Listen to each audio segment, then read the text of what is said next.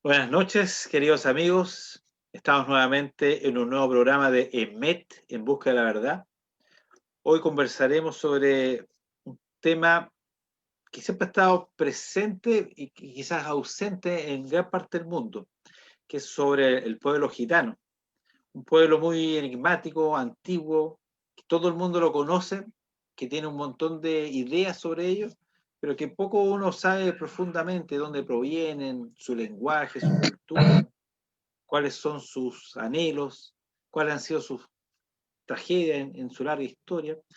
Por eso tenemos un invitado que viene de España, Antonio Sevilla, que está Antonio Sevilla, que está hace 5 años acá en Chile y él pertenece al pueblo gitano. ¿Cómo está Antonio? ¿Cómo está el sentido? Está muy bien, la verdad es que muy implicado aquí en Chile, obviamente en trabajos y demás, y muy encantado de que me estén dando la oportunidad de expresarme. Así es. Muchas gracias por ello. Bueno, y como siempre aquí tenemos a nuestro gran Gerard Oliver, un tremendo abogado y esperemos que constitucionalista, si Dios lo quiere. ¿Eh? ¿Cómo estás, Gerard? Muchas gracias por esa tremenda presentación.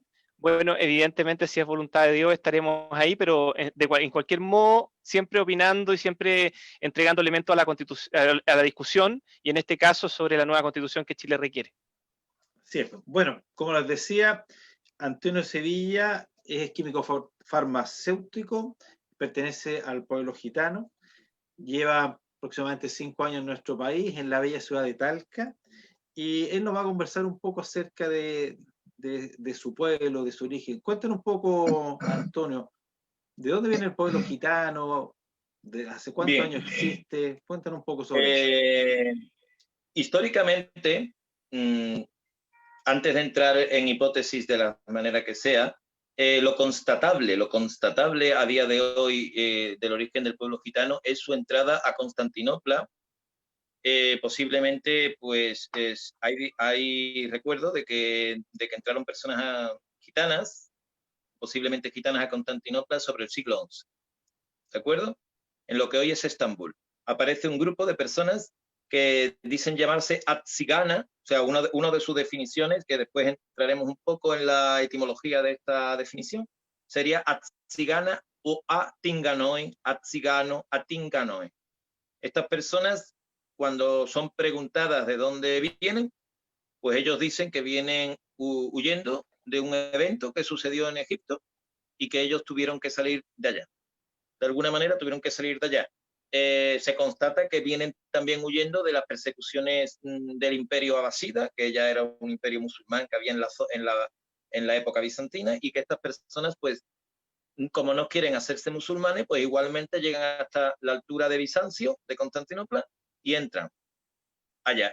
A partir de ese momento sí podemos definir un recorrido histórico, puesto que de allí pasan a Grecia, en Grecia están en la isla de Corfú, mucho tiempo, empiezan a llamarles grecianos, aparte de Atictos o Atinganoe, y de ahí se distribuyen para el resto de las naciones de Europa, siendo que van en clanes de 100 o 200 personas y entran con unos voivodas o jefes cuyos nombres son Panuel, Mijael, nombres semíticos.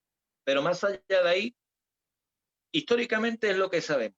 Se distribuyen por Europa, dicen que vienen en peregrinación, dicen que vienen huyendo de los musulmanes, o que un día salieron de Egipto por un evento que no se puede constatar, y por eso empiezan a llamarle egipcianos, porque como dicen que vienen de Egipto, pues le llaman egiptanos y de egiptanos gitanos. Esto es lo que históricamente puedo definir, que es irrebatible, más allá de otras hipótesis. Bueno, es una cultura bastante fuerte, porque están en distintos países de Europa y del mundo, pero sin embargo tienen una lengua en común, tienen determinadas características que uno puede apreciar. ¿Qué crees tú que es lo que ha permitido esa permanencia, esa identidad en una diáspora tan general? Desde el momento hay etnias o pueblos que se reúnen en base a una fe o credo, otros en base a una bandera o a una tierra. En el caso del pueblo gitano, la reunión es en base a la sangre. es algo muy etnocéntrico, hemos de reconocerlo, que el pueblo gitano hasta hará fechas muy recientes no se mezcla genéticamente ni en casamientos con otras personas no gitanas. Esto les ha permitido continuar a través de miles de años de una manera casi milagrosa en constituir un pueblo único que no se asimila hasta ahora ni se mezcla en grado mayor. No quiero decir que no haya personas que lo han hecho, obviamente. Porque ellos llaman, el gitano, nosotros llamamos al que no es gitano, gallé. Gallé tiene varios nombres, se le puede decir busné, gallé, en una clara semejanza a como por ejemplo el pueblo judío puede llamar goyín al que no es judío, por decir.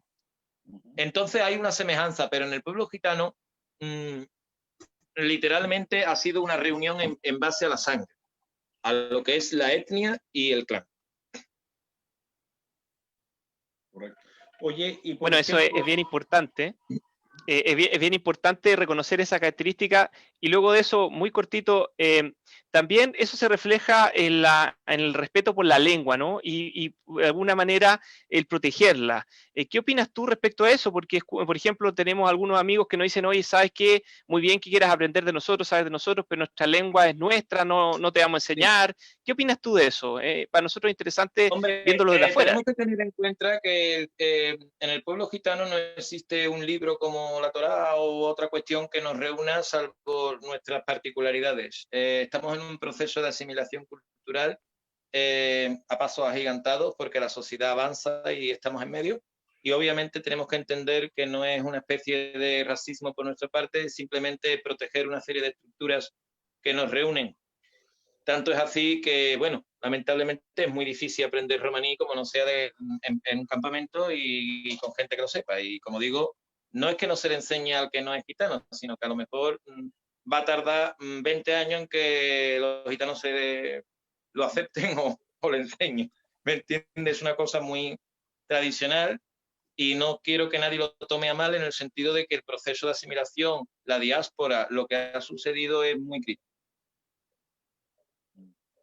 Entiendo. Oye, pero una persona podría tomar como la nacionalidad gitana o ser parte del tribu, el clan. ¿Existe ese proceso? Mire, yo tengo la autoridad un poco para poder explicar algunas cosas, otras no tanto porque pertenecen a los secretos de lo que en los campamentos se hace y yo no soy nadie ahora mismo para poder explicar. Pero, por ejemplo, no es inhabitual pues que... no es inhabitual que un hombre gitano pueda casarse con una mujer no gitana y asumir esa persona pasa a pertenecer al grupo. Okay. Al contrario, quiere decir, no el hombre, sino la mujer, ya eso es más crítico. Son leyes. ¿Hay un código escrito legal o solo ha sido de palabras, de costumbre y va variando según cada país? El código está basado en el respeto a los ancianos, en una especie de estructura patrilineal que es declarado corte semítico, donde a veces existe juicios que se realizan por parte de los más ancianos en una corte que se llama el CRIS, y se hace pues una especie de reunión donde se aceptan los dictámenes de esa corte para determinados delitos. Existe la ley romaní, como es lógico, incluso a veces por encima de la ley de los sitios donde se vive. Existe.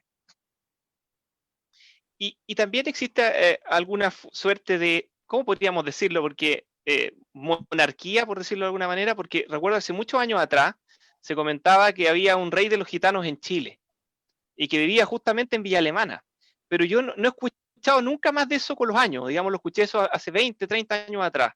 ¿Existe eso o es una invención más local? No, ¿Corresponde a características? Estos son personas que han querido ubicarse personalmente usando que son gitanos para decir que ellos son el rey gitano o lo que sea. Pero en realidad, ancestralmente lo que ha habido es hombres de respeto, mujeres de respeto también, gente que por edad, por posición social, por una conducta ética intachable, pues se les tiene muchísimo respeto y se le va a consulta. A consulta. ¿Entiendes? Son ceros ron, son patriarcas, como quieran ustedes definir, pero rey como tal, pues cuando los gitanos entran a Europa lo que tenía era voivodas o jefes. Como le digo, hay constancia y de hecho hay incluso el enterramiento de uno de ellos en Alemania, que se llamó Panuel, otro se llamaba Mijail, pero hablo de los tiempos del siglo XV, hablo del año 1400 y tanto. Como rey como tal, nosotros no, que yo sepa, no. Aquí era muy fuerte. De hecho, yo no vivía, ahora vivo en Villa Alemana, precisamente, donde supuestamente habitaba o se movía por estos lugares, no de forma muy fija, pero tenía, digamos, y se comentaba, digamos, que le llamaban el rey de los gitanos. Entonces, por eso te consultaba. Y era algo muy fuerte antes de que justamente se identificara con una persona el liderazgo.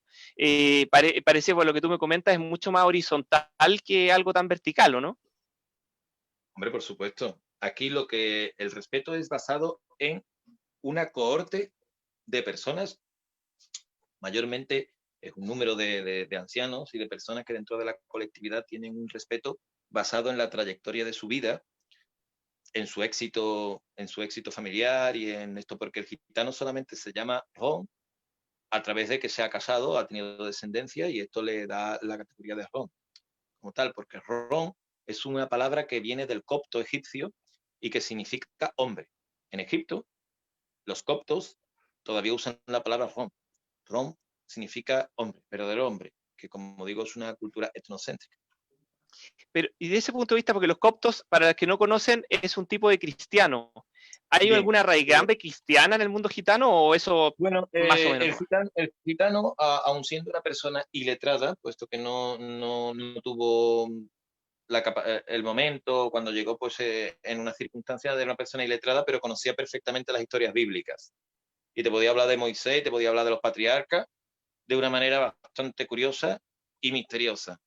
Con lo cual todo va y se retrotrae a las leyes del Deuteronomio. De hecho, cuando en el año 60 el gitano se hace evangélico, que en su gran mayoría pasó de ser católico a hacerse evangélico muy rápidamente, y empieza a leer por su cuenta propia y le enseñan los libros del Pentateuco, pues muchas leyes de los campamentos estaban ahí, en el Deuteronomio. Leyes de matrimonio, leyes de pureza alimenticia, leyes de duelo, todo lo que viene en Devarim, en el Safat de Devarim, en el libro de Devarim, en el Deuteronomio, se practican los campamentos de los gitanos. Oye, y bueno, yo pertenezco al pueblo judío y nosotros siempre nos ha asustado la asimilación. Es un trabajo que hemos hecho por muchos años y lamentablemente el antisemitismo ha sido como el gran parelé para esta asimilación. ¿Cómo ustedes ven ese tema que yo sé que les preocupa mucho? ¿Qué tienen pensado hacer? Mire, particularmente hoy en día, y no quiero dármelas ni presumir de nada, pero hoy en día hay dos vías factibles y operativas en el mundo gitano mundial, valga la redundancia, para avanzar un poco más en la cuestión de nuestro pueblo. La primera es seguir integrados en Europa como si tal cosa, poco menos que sí, ok, modernizándonos, pero todo esto es un proceso de asimilación realmente, porque la integración no ha sido viable en 5 siglos. Yo siempre digo que lo que se está buscando no es integrar, es asimilar.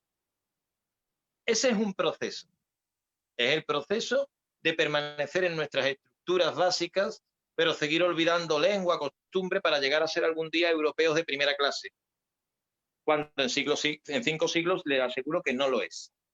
Hay cosas muy dolientes y, por ejemplo, en las fichas en Europa policiales, o cuando una madre, y tengo datos ahora mismo justamente que lo sé, va a luchar por la custodia de sus hijos, le ponen de etnia gitana o no de etnia gitana. Esto es hoy día en Europa, en el siglo XXI. Entonces, la propuesta de la integración real como ciudadanos de primera clase, etcétera, yo no la veo. Por eso digo, por un lado está los colectivos y sociedades gitanas que todavía creen, entre comillas, en una integración real en Europa, y por otro lado, y por eso he dicho que no quiero presumir, pero la verdad es lo que yo estoy proponiendo, un refugio mundial gitano, y aunque se siga en Europa o no se siga, pero con un estatus donde tú puedes decir, tengo lo mío, y en caso de que pase cualquier cosa, también tengo quien pueda recogerme o yo defenderme. Esas son las dos vías de acción. o la asimilación y que ya no haya gitanos, lo haya de cara, de rostro, pero no lo haya de ley, y Europa te acepte ya total, ya es que no pasa nada.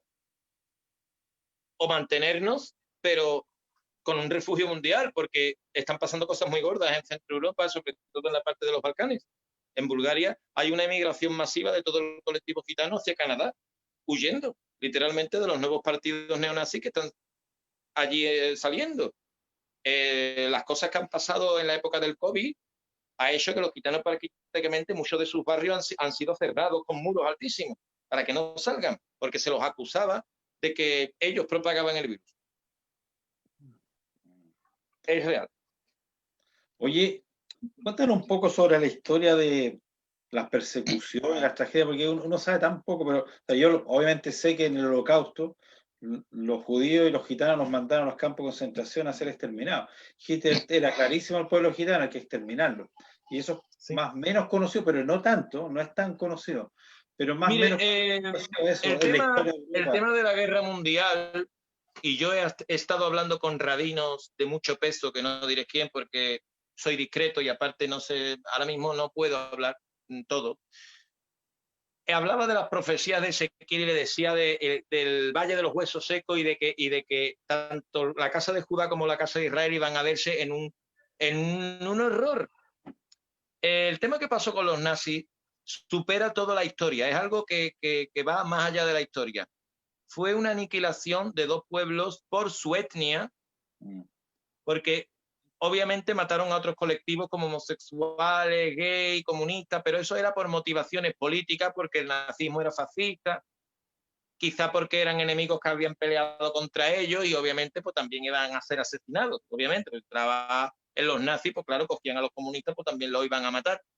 Pero el hecho de tomar a poblaciones enteras que aparentemente no habían hecho nada, meterlos a cámaras de gas y matarlos a todos, tengan en cuenta que los nazis estaban perdiendo la guerra, o sea, sabían que la estaban perdiendo y la prioridad de Himmler, el lugarteniente de Hitler, era seguir matando judíos y gitanos, aunque sabía que las tropas rusas estaban a las puertas de Berlín. Pero seguían matando.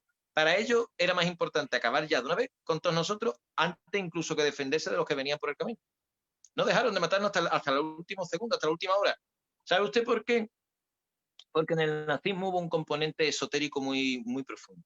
Ellos lo que estaban haciendo era un sacrificio humano. Es una teoría, tampoco puedo asegurarlo. Y entonces, la persona que es espiritual y tiene su creencia y su fe y ha leído la Biblia, pues sabe que estas cosas estaban escritas. Estaban escritas. Oye, y lo que quiero preguntarte... Sí, yo te encuentro toda la razón, Antonio.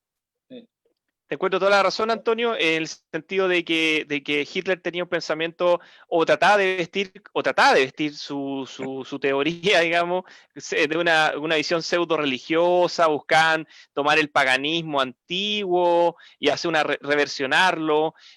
Incluso es más, si uno empieza a hilar fino, también había con esta historia nietzschiana una suerte de luciferismo, incluso metido ahí. Entonces, evidentemente, lo cual es claro, muy delicado. La SS era una secta luciferina y de índole oscura de la mano izquierda. En fin, lo que he querido decir con esto es que hemos estado, el judío y el gitano, aniquilados en Europa desde Hitler para atrás. Que si después de los reyes católicos, las luchas entre religiones y todas las cosas, aquí hemos estado en hogueras, en calabozos, remando en el mismo barco, y poco menos que al borde de la extinción masiva en varias ocasiones, no solamente con Hitler, ¿no? Sin embargo, es muy curioso que ambos pueblos hemos estado juntos en el destino que comento, pero no nos hemos relacionado hasta ahora de hablar. Oye, ¿el pueblo gitano se siente intranquilo en general en los países de Europa o Latinoamérica? Sí, está bastante intranquilo. La cosa está muy mal. Sí. La cosa está muy mal. En España, a las mujeres gitanas les están quitando los hijos. De una manera, no sé si esto me va a ocasionar problemas si lo digo tal como lo digo, a mí no me importa.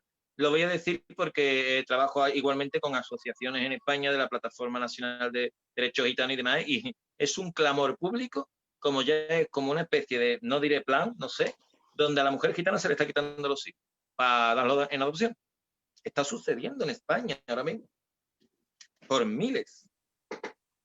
Mira, y hay otros eventos que no son muy conocidos, pero recuerdo que en Francia, por ejemplo, en la época de Nicolás Sarkozy, especialmente, hubo una fuerte persecución gitana en que repatriaban a muchos hacia Europa del Este. No sé si podrías comentarnos un poco de eso, porque yo lo recuerdo bastante bien, pero obviamente tú lo viste Por más de supuesto, cerca. vamos a ver.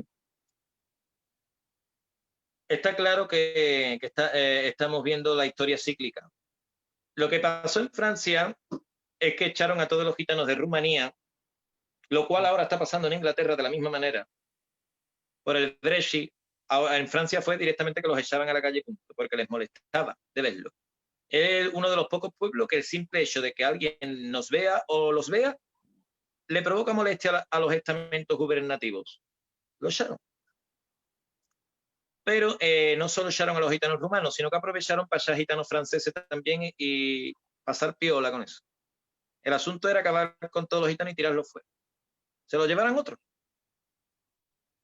Así fue. Sí. Eso fue.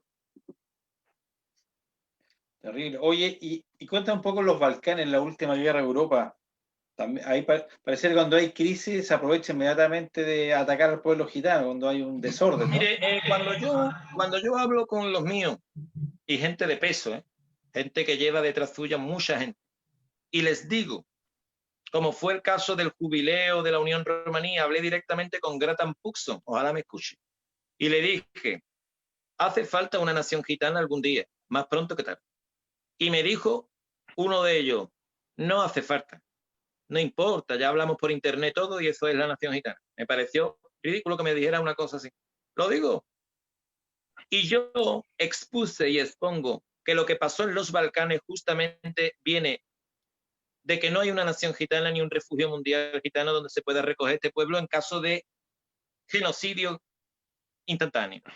El gitano en Macedonia y en la parte de los Balcanes no pertenecía ni a los albaneses ni a los serbios, y los mataron tanto albaneses como serbios. Sí. Más patente es imposible que personas que llevaban allí más siglos que, por decir 5 o 6 siglos, los mataron tanto los vecinos de un lado como los de otro porque no les importaban a nadie. Es más, después de aquello, hoy en día en los Balcanes, los colectivos gitanos que quedan, muchos ya no se llaman ni gitanos porque no quieren ni que los identifiquen.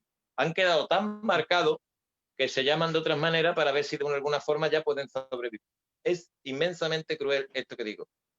Ojalá mi pueblo, porque yo me dirijo a ellos hoy, porque lo van a ver luego, ojalá se den cuenta de que hay que dar un paso más, porque eso va a volver a pasar.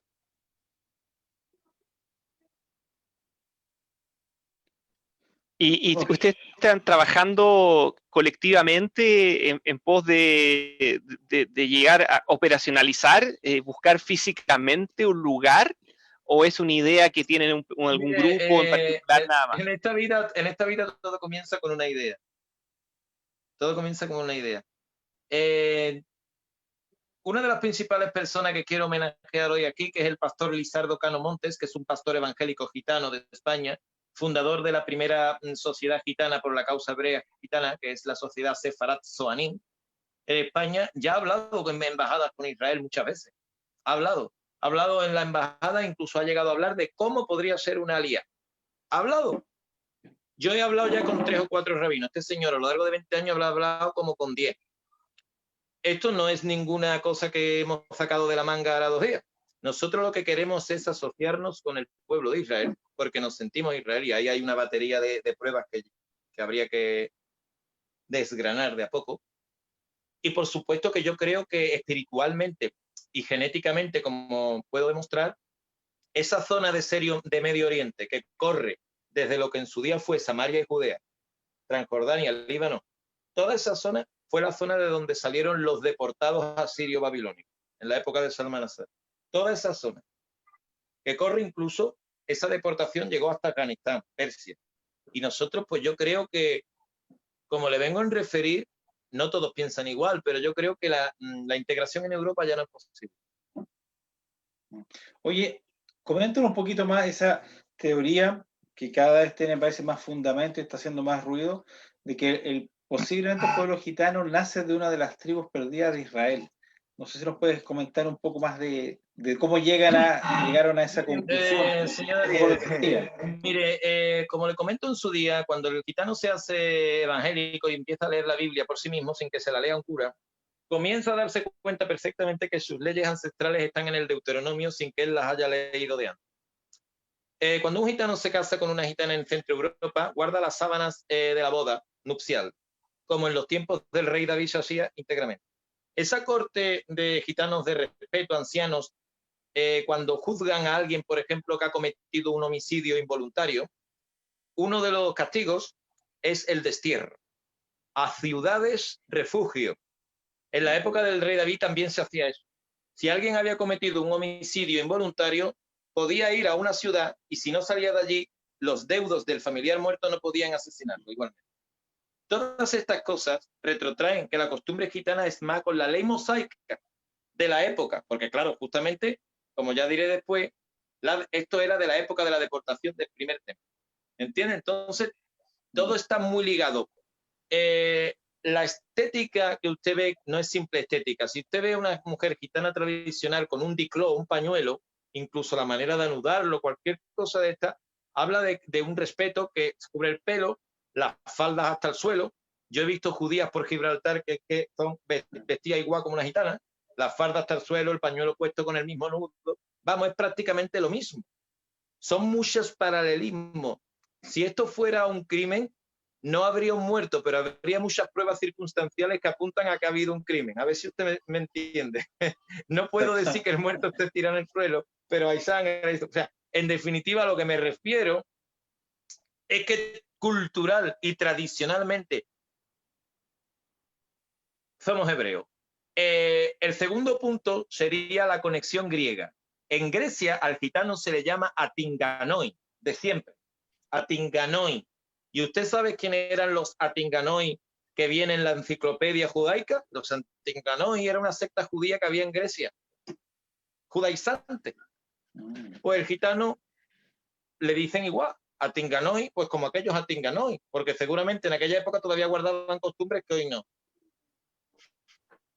Hay muchísimas cosas que decir, pero yéndonos que estamos en el siglo XXI, aquí el campo de batalla va a ser la genética. Nosotros hemos descubierto permutaciones cromosómicas tanto en el cromosoma Y como en los cromosomas de la mitocondria que retrotraen a que tenemos antepasados comunes los dos pueblos, judíos como gitanos. Estos cromosomas, estas permutaciones, se puede contabilizar que la separación que hubo entre ambos pueblos fue justamente hace más de 2000 años, en la destrucción del templo de Salomón. Incluso yo personalmente lo he demostrado en mí mismo, porque yo me hice unos análisis en Hamburgo y al mismo laboratorio de Hamburgo le pregunté y le dije, digo, ¿estos porcentajes quieren decir que mis antepasados son de Israel o de Oriente Medio hace 2000 años? Y me lo dijeron, sí, sus antepasados vienen de Israel hace 2000 años. Así de claro. Y en la zona donde yo he vivido no ha habido colectivos judíos desde hace más de 600 años porque Isabel la Católica echó a todos los judíos de España, allí no volvieron a entrar nunca más. Entonces, si eso fue así, ¿yo cómo tengo esos porcentajes? Pues no se sabe. Claro, los detractores dicen, eso es por cruce, porque a lo mejor alguna vez le vuelvo a comentar que nuestros dos pueblos históricamente no se han cruzado, como para que los porcentajes de estos haplotipos genéticos sean tan elevados. Hablamos que en el gitano español el haplotipo U3 es de más de un 37% y ese haplotipo es semítico. Pero justamente hoy acabo de leer otra noticia de un genetista que habla del haplotipo VI56. O sea, se están sumando ya muchas cosas como para poder decir que esto no es así. Entonces, cuando yo he hablado con un rabino muy importante aquí en América, le he dicho que yo haría el estudio de dos maneras distintas. Por un lado, que una serie de estudiosos de talmidín, de rabinos, de quien sea, se vaya a vivir a unos campamentos gitanos y estudie las costumbres in situ, donde no ha habido mezcla cultural. Y por otra parte, que haya un laboratorio genético en una universidad de Chile o de donde sea, que se atreva a hacer unas pruebas comparadas entre nosotros. Esa es la idea. No sé. pero comparativamente hablando, la situación en Europa y en Latinoamérica, y quizás lleguemos después a Chile, es muy distinta.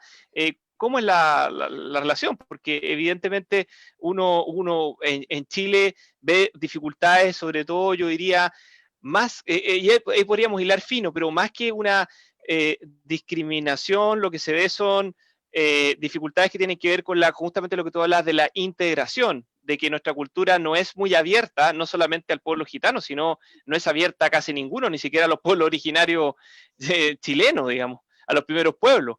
¿Cómo ves Claro. eso? ¿Cómo ves eso tú comparando Europa con Latinoamérica y después quizás más adelante conversamos sobre la Mire situación usted, en Chile? yo vengo de una sociedad, de una ciudad que es rarísima en el mundo, porque es la ciudad que le han dado hasta un premio, porque la convivencia entre gitanos y payos, ¿caché? No gitanos, es la mejor del mundo, supuestamente, que se llama Jerez de la Frontera. Esto tiene un sentido porque allí los asentamientos son de más de 400 años, el gitano allí trabajó mucho.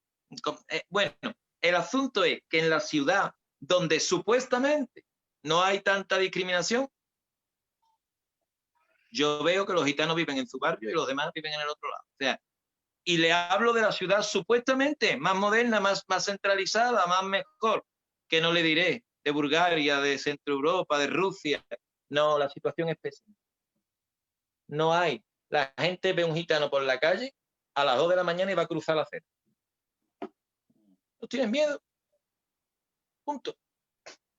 Es una cosa atávica. No se ha podido en 5 siglos destruir este estigma. Es imposible. Yo lo veo así. Sí, o sea, lo que tú dices a mí me da mucho sentido porque, claro, los judíos por muchos años pensamos como integrarnos a la sociedad y lo intentamos, pero siempre salía, siempre el antisemita de turno, ahora el antisionista. Bueno, y en Europa se produjo la gran tragedia, y que fuimos de la mano, lamentablemente, en esa gran tragedia. Entonces, claro, lo que tú me dices, no existe esa asimilación, siempre hay un peso detrás. Y acá en Chile uno habla de gitanos, la gran mayoría no me gustan, o que son ladrones, o te van a mentir. Y además uno sabe que eso es mentira, sabe que ladrones lo hay en todos lados, y sin embargo el estigma está ahí, que si el gitano es sucio, que si de repente no sé qué. Bueno, esto no se puede borrar de ninguna manera. Lo que usted ve aquí en Chile es en todos lados igual. Así mismo. Hay un tema que es creo que es el más difícil, y quisiera tu opinión, porque visto de afuera uno da alguna respuesta, pero siempre, ¿qué pasa? ¿Cómo puedes conciliar la característica o una predominancia, no absoluta, pero una predominancia de una vida relativamente, en algunos casos absolutamente nómada, y la forma en que el chileno medio se relaciona y cómo eso puede ser? Vale. Mire, el asunto del nomadismo, que lo he tratado con a muchos población de los míos, que es flotante, de características muy distintas al resto, no son turistas, digamos, son personas que están viviendo sus vidas de esa manera. A ver, dentro de los colectivos, ¿qué opinas?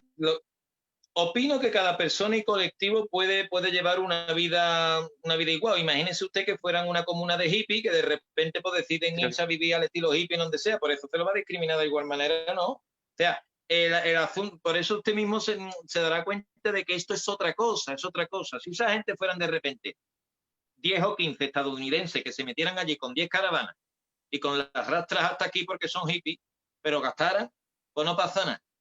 Pero como son gitanos creen que van a robar. Es que esto es puro racismo. Da igual que sean nómadas algunos, otros no importa. El asunto es que esto no puede seguir así. Nosotros lo que queremos es, por un lado, volver a la raíz hebrea, porque nosotros hemos recuperado que esto nos pertenece espiritualmente, que está en nuestra costumbre, estamos indagando mucho en la Biblia, nos estamos adiestrando en ello. Asociarnos de alguna manera, si esto se demuestra así. Y por otra parte, por supuesto que todos no vamos a emigrar al Medio Oriente, ni mucho menos, pero desde luego donde estemos, lo que queremos es la verdad. Se nos ha ocultado lo que somos, se nos ha tachado de lo peor, que si éramos hijos de Caín, que si le robamos los clavos a Cristo, que si no sé cuántas cosas, el inconsciente colectivo lo guarda, introyecta eso. Y de hecho muchos gitanos se lo llegan a creer, somos los hijos de Caín. No, señor. Ya, vamos a poner las cosas claras. Una vez que esto se dé, yo quiero también que el pueblo judío, Dios mediante, no tenga miedo, no tenga aprensión, porque esto no va a variar todo ni va a destruirnos mutuamente. Lo que pretendemos es que haya una construcción real entre dos grupos humanos ligados por destinos, por espiritualidad y por genética. Si se demuestra, que vuelvo a repetir, que queremos que haya pruebas, que haya un ensayo, que se haga. Lo que pasa es que no hay nadie que se atreva a hacerlo. Te quería Hay preguntar, un miedo.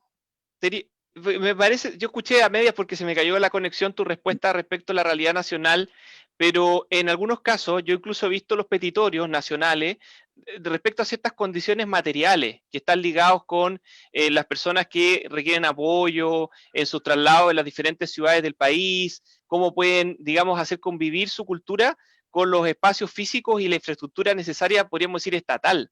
Y ese sentido hay una suerte de urgencia. Por ejemplo, si los campamentos no tienen agua, por ejemplo, si los campamentos tienen otras dificultades.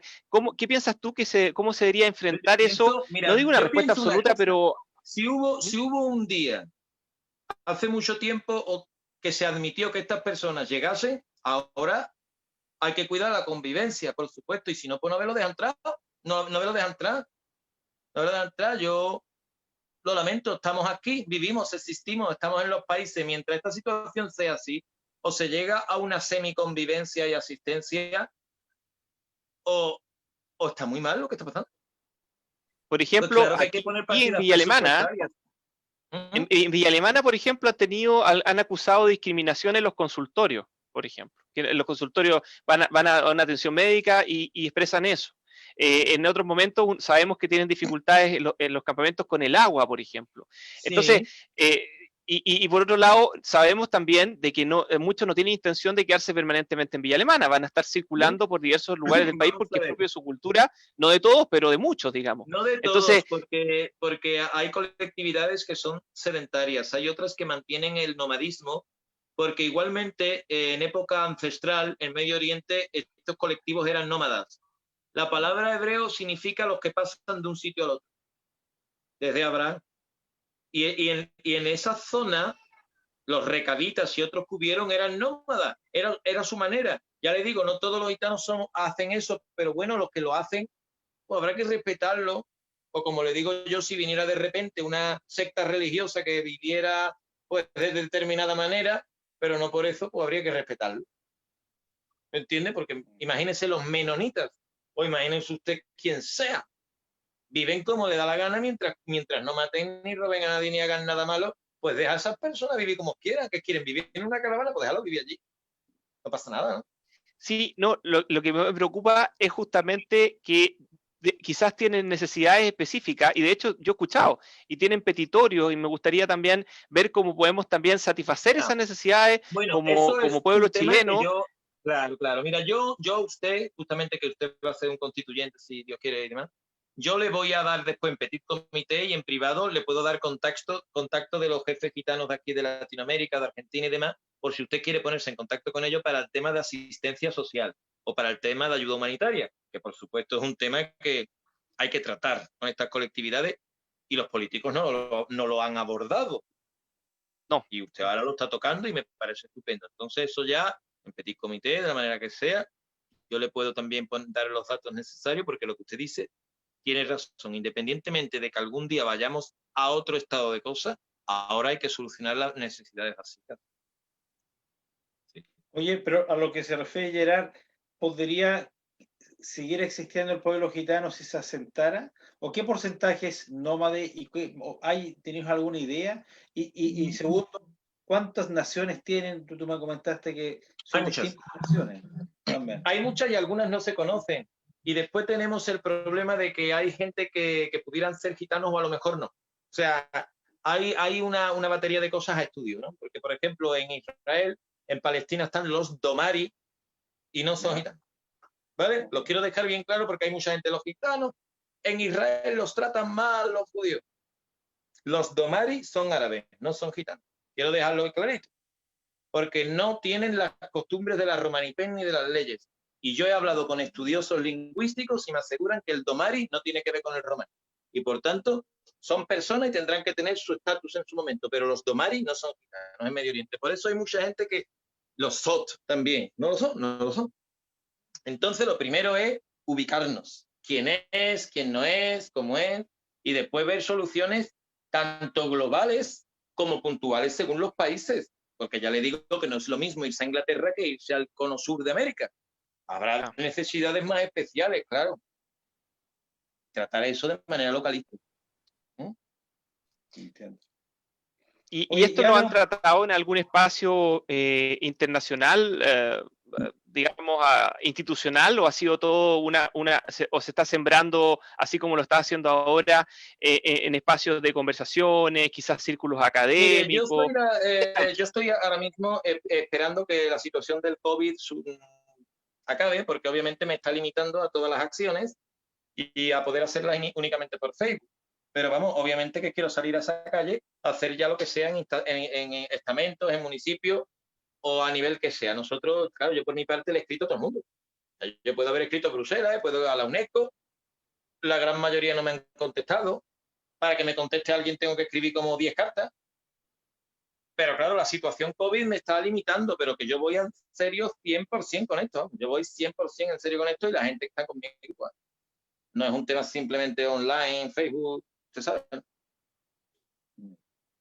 Bueno, yo estoy muy de acuerdo en el sentido que, mira, me tocó, yo no he vivido mucho tiempo, he estado en espacios muy pequeños de tiempo, corto, 6 meses, un par de meses en Europa, pero sí recuerdo efectivamente el tema de los gitanos, por eso te nombré también lo de Francia, durante el gobierno de Sarkozy, fue evidentemente lo más fuerte, independientemente que siempre ha estado permanente como un telón de fondo, pero la deportación fue pura y dura, o sea, subir al avión inmediatamente y fueron miles de personas. Y eso no solamente ocurrió. Mire, el ninguneo y la invisibilidad a este genocidio gradual que desde hace siglos está sucediendo con el pueblo gitano es asombroso y espiritualmente muy oscuro para mi manera de ver. Porque ya le digo, todo el mundo está pendiente de la guerra de Siria, de los que migran de cualquier lado, y aquí tenemos en mitad de Europa el genocidio cultural y la asimilación y a veces hasta la muerte física de todo un pueblo y no le importa a nadie. Es que no sale. Por ejemplo, el tema de los gitanos que venían de Kosovo, se habla muy poquito, pero realmente eran muchos y tuvieron muchas dificultades. Yo lo vi también en Suiza, también la pasaban muy, muy mal. O sea, lo que tú dices es real y tangible. Son personas que eran apuntadas en la esquina, y estoy hablando, Suiza es un país súper tolerante, digamos, en general. Estamos hablando de un país que tiene un 30% de inmigración. No, estoy diciendo comparado a otras situaciones, digamos, en general. No estoy diciendo que sea perfecto. Pero tiene un 30% de inmigración. Un 30% de inmigración, o sea, un país que supone que está adaptado. Suceden temas que parecen increíbles, pero le digo que ni la población afroamericana en Estados Unidos tiene a día de hoy lo que nosotros en mitad de España nos pasa, donde a lo mejor en ciertos barrios te ponen un cartel en el McDonald's que dice, por dentro, claro, no lo van a poner por fuera, no atienda si viene un gitano cierra la puerta, en el momento que llegue un gitano llama al guardia, pero escrito en un papel puesto, ¡plá!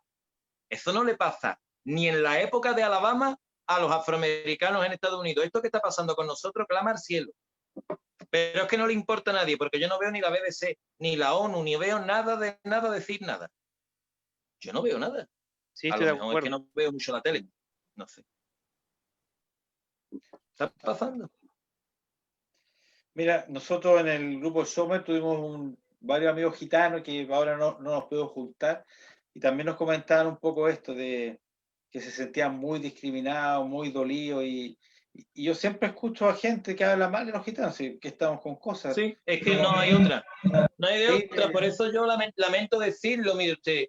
Mire, hoy mismo estuve viendo un documento histórico de España, de la época obviamente de Carlos V, donde en España le voy a comentar un poco, porque como nací en España, pues hablo de España. ¿Cómo uno puede confiar de estar en un país moderno y occidental que durante 5 siglos a todos los gitanos, como le digo, de cuando en cuando los metían en la cárcel, los esterilizaban, los metían en minas de azufre para que se murieran, a ver si acababan con ellos? Le estoy hablando hará 2 siglos. Pero es que hoy en día igual vas a un restaurante y como vaya tu madre o tu abuela vestida de gitana y se note más, tú no vas a entrar. Es que literalmente no entras. Pero es que eso te lo está haciendo las mismas personas que le cortaron las orejas a tu bisabuelo y le impidieron hablar su idioma. Entonces la pregunta es, ¿hasta cuándo esto? Ustedes los judíos lo vieron muy claro. Pasó el caso Dreyfus y salió Theodor Herzl y dijo, hasta aquí se ha llegado. Inteligencia. Totalmente, ¿no? O sea, se acabó. Ya no más. Y empezó el sionismo. Y el sionismo hoy ha derivado en una nación propia. Y yo siempre os alabo independientemente del link que tenemos, como si no lo tuviéramos igual, porque yo siempre lo digo, no importa, pero lo que han hecho estas personas merece un clamor. Salieron de las cámaras de gas, se fueron a Medio Oriente y vencieron allí al que fuera, porque sabían que ya no había dos. Ya no había dos. No había otra oportunidad. Cierto que os ayudaron los ingleses, quien sea, que no sé cómo fue, pero el valor estuvo. Y yo veo a mi pueblo muy acobardado, señor Ariel. Lo veo muy acobardado. Y ya vemos mucho que ya podemos constituir una avanzadilla de algo más. Pero lo veo acobardado porque los palos han sido muchos. Demasiado. Sí, no es simple ser el pueblo pequeño y abusado por las grandes mayorías y ninguneado y tratado, o se destruye físicamente o se destruye culturalmente, pero hay un ataque permanente y constante de mucha gente. Yo creo que eso ha vivido por siglos el pueblo gitano, como tú lo dices, es súper, o sea, entiendo si tienen miedo porque no es fácil enfrentarse a miles de a millones de personas pensando en prejuicios. ¿Sí? No, es que vamos a ver la vía de la integración, que es la otra vía, porque yo represento la vía rupturista. O sea, yo ya he dicho que hay que irse de Europa. Y lo he dicho hasta en inglés, it's time to go. Vamos, yo lo he dicho ya. Y mucha gente me sigue y otros dicen que no, que están muy bien donde están, pero eso es relativo. La vía de la integración acabará con la asimilación y la pérdida cultural. Y posteriormente con la pérdida genética, porque el gitano verá que casándose con una que no es gitana, pues sus hijos ya serán de otra manera y los aceptan igual. Entonces, esto tiene dos vías. O nos disolvemos como un terrón de azúcar en un vaso de agua, o nos vamos para otro lado. Yo soy así, soy directo. No puedo. Entonces, ¿qué pasa? Pues claro, frente a esta batería de descubrimientos culturales, históricos y genéticos, pues no ha dado por mirarlo a ustedes, porque es muy obvio. Es muy obvio. No sé. Sí. O sea, yo me acuerdo, el primer cruce fuerte que tuve con gitanos fue cuando hubo una yeshiva. Yeshiva es como el duelo, se hace 7 días se junta con una persona de duelo y empezaron a cantar los gitanos y le dije, oye, ¿eso es hebreo? No, gitano, ¿cómo es gitano? Mire, les voy a decir, como le dije en petit comité, señor Ariel, yendo al tema lingüístico, porque ahora mismo hemos hablado de genética, de cultura, pero Odevel, Tevael, el dios él. ¿Cómo van a decirle el gitano a su dios antes de llegar a Europa, Devel, que significa el dios él? ¿Él de dónde? Es que son cosas muy claras. Es que ya es demasiado, porque son cosas que están muy patentes. Mire, ¿sabe una cosa? Entre las palabras hay un nexo, hay como una especie de significado muy profundo, que aunque no son algunas iguales, pero tienen una fuerza. Sor. Sor es fuerte, ¿no? En romaní, en gitano es fuerte. Y sor es roca en hebreo. Gila es canción en gitano, canción. Y en hebreo es un tipo de alegría íntima, gila o algo así. Manro significa pan en el idioma gitano. Pero si usted usa la técnica de separar esa palabra en dos, significa maná rom, el maná para los hombres. Hay un recuerdo de haber estado en el Sinaí.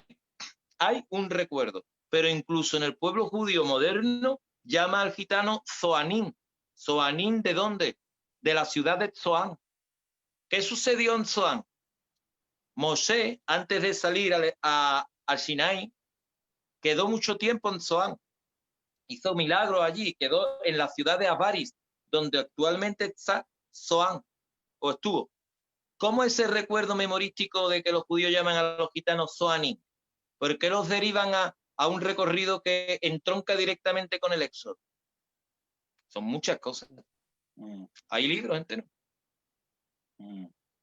Bueno, y genéticamente es imposible casi un cruce de judíos con gitanos, porque primero los judíos se casan con judíos, y muy pocos con no judíos, con los gentiles. Y los gitanos se casan con gitanos, muy excepcional. O sea, nunca he visto un matrimonio judío-gitano, eso jamás he visto. Entonces no podría haber algo genético que no hayamos cruzado. No, además en España la proporción, mire, yo tengo como un 4% de Askenazi, un 12% de Oriente Medio y un 2% de Sefaradín. ¿De dónde voy a sacar yo esto? En la zona donde yo vivo es imposible, de ninguna manera hay judíos, los echaron a todos. No puede ser, mi familia no ha salido de Jerez de la Frontera en 4 siglos. Que nadie me lo explica, que mi madre no se casó con un judío, ni mi abuela, ni mi bisabuela, porque no había judíos para casarse. Ni menos en la época de Franco, además que no. O sea, imposible. No puede ser.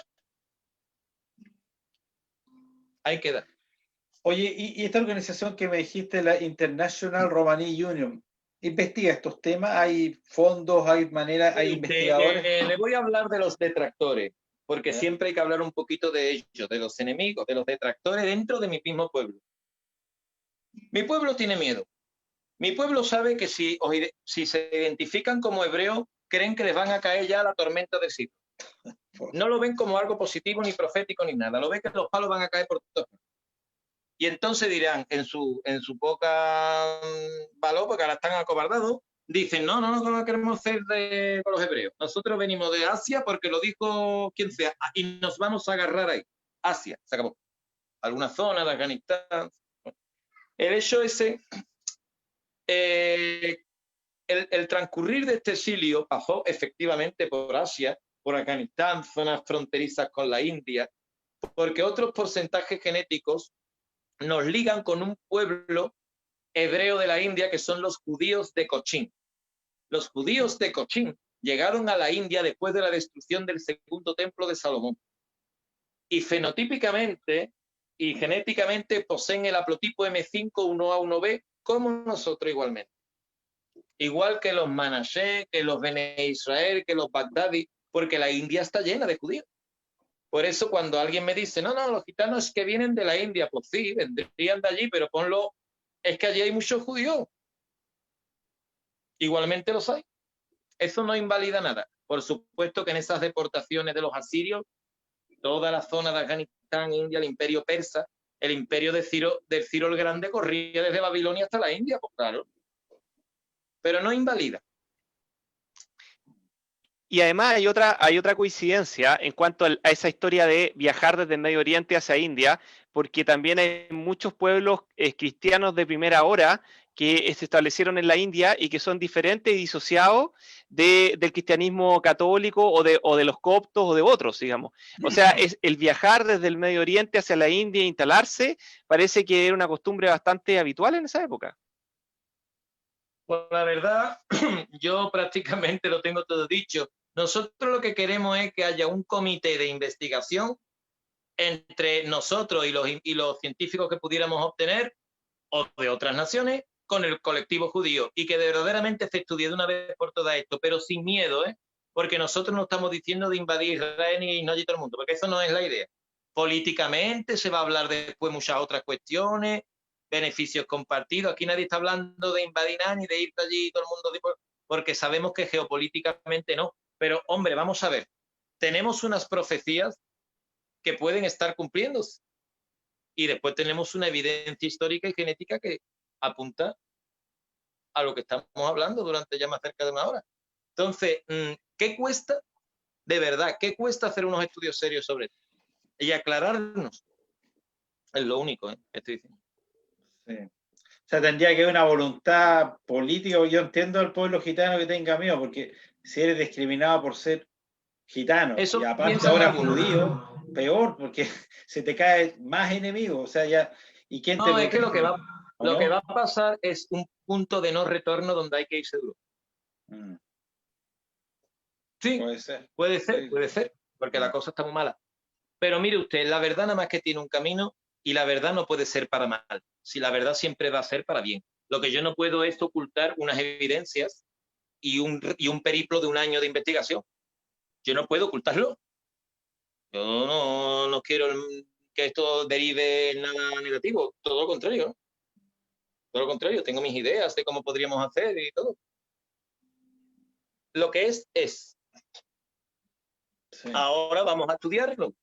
Por ejemplo, cuando yo estaba hablando con rabinos, les he dicho, bueno, pues vaya a una corte de rabinos, vaya a vivir a un campamento del bosque más oculto de Rumanía y se llevan un año viviendo allí con los gitanos y vean si es verdad o no que el gitano no se come ni el nervio de los cuartos traseros de las vacas. Y me explica usted a mí por qué no hace eso. Porque ese gitano no ha cogido nunca la Torá en la mano porque no sabe hebreo ni lee tampoco. Y si está haciendo eso será por algo. Mire usted, no me diga, no es que lo ha visto, ¿qué? ¿En una película? Vamos a dejarnos ya de tonterías. Aquí hay un tema que hay que tocar y hay que tener voluntad religiosa y política de alto nivel. Eso hay que hacerlo. La sociedad Chavey Israel y el Eliyahu Birbaum se fueron al norte de la India y se pusieron a vivir con los manasés. Y se lo han traído. Sí. Pues venga, ya está. Es lo mismo. Hombre, entendemos que no es lo mismo 500 personas que cientos de miles. Pero hay que tener voluntad. Que tenerla. Sí. Es lo que le comentaba a usted también sobre el Estado de Israel, que se tiene también que hacer un poco más moderno, porque allí tenemos también un poco la teocracia. ¿El Estado de Israel es una democracia? Sí o no.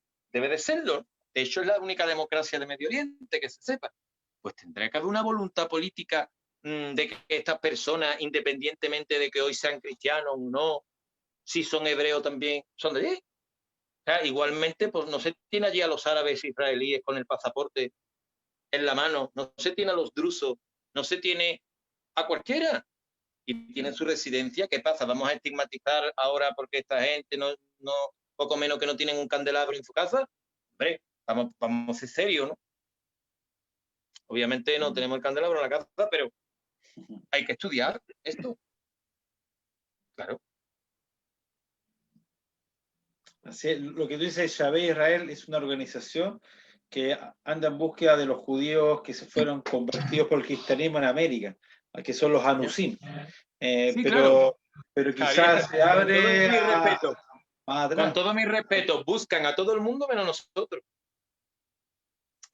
La verdad, nos sentimos muy mal porque están buscando a cualquiera, menos nosotros, de verdad. Esto es, hasta los afganos, los pastún, que también pueden ser, quien dice que no. Pero, contra, aquí estamos nosotros. Yo le escribí a Eliyahu Birbaum, a mí no me ha contestado. No me ha contestado. Yo me acuerdo de ver un programa de un rabino, no me acuerdo el nombre, israelí, es uruguayo, que él viajaba por varias partes del mundo en busca de las raíces judías, de judíos en la Amazonas, en la India, y a veces raíces muy antiguas de comunidades que existían o que se convirtieron, pero es un tema, como tú dices, que hay que empezar a estudiar, porque a mí el primer relación, bueno, yo conocí a los gitanos desde chico, pero cuando estuve en esa yeshiva y lo escuché cantar canciones en hebreo, o sea, la melodía en romané, pero era música hebrea, qué impresionado. Y cuando empiezo a hablar con usted, claro, tienen muchas costumbres igual a las nuestras, no es algo real. Bueno, yo agradezco la tribuna de este momento, de esta oportunidad única. Yo he hecho varias conferencias para Buenos Aires, para muchos sitios. Y realmente quiero decir que el pastor Marcos Melo aquí en Chile me está ayudando muchísimo, me está contactando con gente de muy alto nivel. Estoy muy contento porque es un hombre de fe que tras mis explicaciones pues se ha decantado por apoyarnos. Y quiero hablar también de que en Israel tenemos partidarios igual, porque allí tenemos el señor Samuel Abukaya, que tiene un pequeño partido político llamado el Royal Party de Israel, y a su vez tiene una sociedad llamada la Sociedad Atzigana, y este hombre ha llevado allí a Jerusalén a veces hasta más de 200 gitanos a conferencias allí a Jerusalén para hablar de la hipótesis.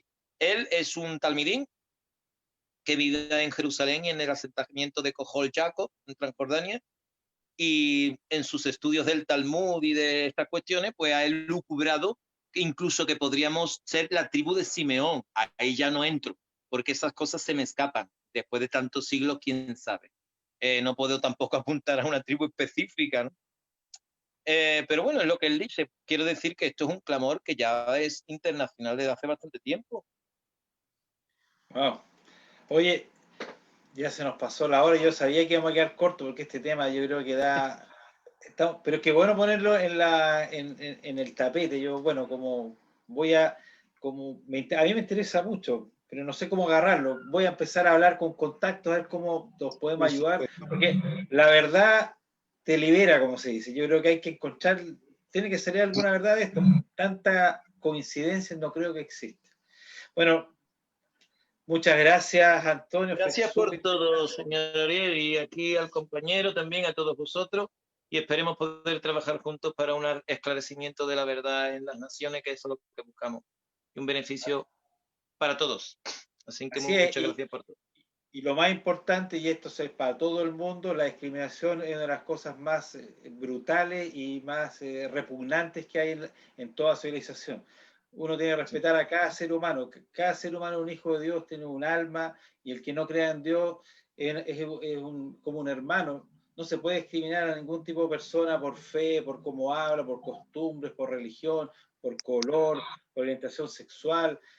Todo eso habla muy mal de los seres humanos y eso es una lucha, yo creo que es un valor de la humanidad, que entre todos tenemos que luchar muy fuertemente, sin importar a qué lleguemos, no importa si estamos conectados o no, pero bueno, cada ser humano... estamos en un proceso, señor Ariel, que les puedo garantizar que deberemos tener el valor por los estamentos y los líderes de ambos pueblos, incluso de países intermedios que puedan ayudar, la ONU, Bruselas, bueno, hay muchos mediadores internacionales que deberían de abordar valientemente esta cuestión, que tiene componentes proféticos, pero también de ayuda humanitaria y de otras cuestiones. Aquí estamos tratando de cosas muy gordas y creo que es la hora de dar un paso adelante. Bueno, muchas gracias, como decía Antonio, muchas gracias, Gerard. Gracias por todos. Shalom a todos vosotros. Cuídense. Entonces nos veremos la próxima semana. Shalom y Leitraot. Hasta luego. Hasta luego.